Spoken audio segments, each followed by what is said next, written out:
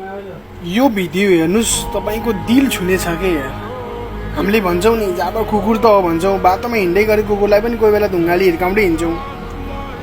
तर हाम्रो गाउँमा त घर घरमा एउटा त कुकुर पालेको हुन्छ, त्यस्तो गर्दैन।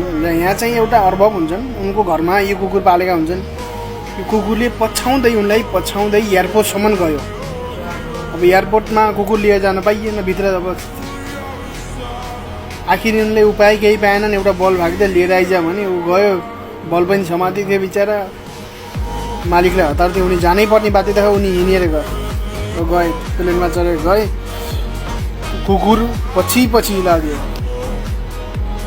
उसको दम हुन्थ्यो भने उसले भेटाउनै सक्थ्यो। त्यहाँ बस्यो, त्यही अरू मान्छेले पनि केही गरेनन्। उडिरहेको मेरो अर्भव आउला र जाला भन्दै उसले खाना नै खाएन। त्यहाँका मान्छेहरूले खाना पनि दिए।